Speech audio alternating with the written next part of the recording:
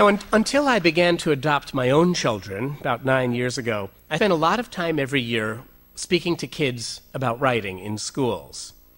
Once I arrived at an elementary school to spend some time with 4th and 5th grade writers. There had been a crisis in the kindergartens that morning, bursting water mains or escaping gerbils or something. And the principal asked, would I mind just stopping off at the library on my way upstairs and talking to the kindergartners for 15 or 20 minutes? Tell them about the average day in the life of a writer, she said grimly. Maybe that'll hold them. I made my way to the library, where about 40 little kids malingered in various stages of anomie and despair. The librarian calmed the little ones down and said, now this nice man is going to tell us all about being a writer. Can anyone tell me what a writer is? Well, no one could. Lower lips wobbled. I concluded right away that telling them the story of an average day in my life might incite a riot, or maybe turn them off the alphabet for good.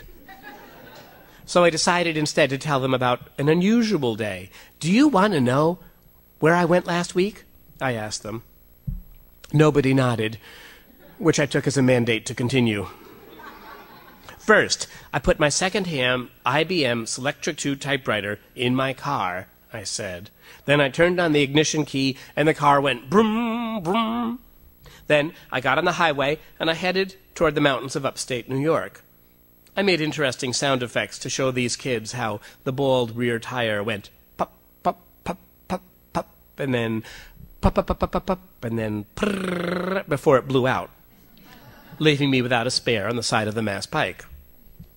Well, I had to thumb a ride to the next toll booth to call for help. When a truck slowed down and pulled off the road a ways ahead, I ran up to it. I told the driver that I couldn't leave my valuables in my car because the car didn't lock. He said, okay, he'd wait. I ran back and I collected my IBM Selectric 2, the only thing I had that was valuable. I heaved the heavy thing up onto the seat next to the driver before I climbed in. The truck driver looked alarmed. Why do you carry that thing around with you? He asked. I'm a writer. You never know when you might need to write something. I said, for instance, I probably should write you a thank you note for bringing me to the toll booth. Conversation sort of dried up after that.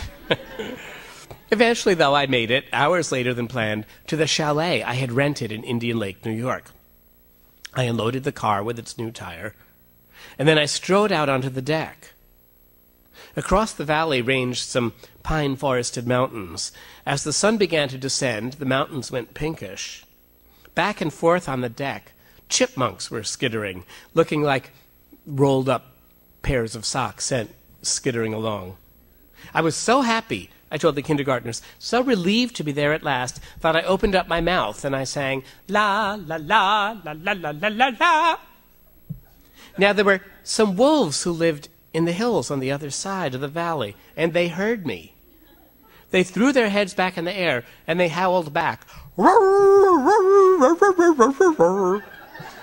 And we kept up an antiphonal chorus, back and forth, for as much as the Nacht music as we could all remember. Then I went in, and I opened up my sleeping bag, and I lay down, and I went to sleep. And that was one day in the life of a writer, I told the kids. Now, writers pay attention to the world. All artists do, I said. But sometimes, to make things sound better, you change them a little bit. There was one part of that story I made up, one part that didn't really happen. Can you tell me what it is? They chorused back at me. That the chipmunks looked like socks. Isn't that great? Isn't that wonderful? Wild wolves conversant in the literature of 18th century chamber music seem more improbable than the metaphor. Chipmunks can seem like socks.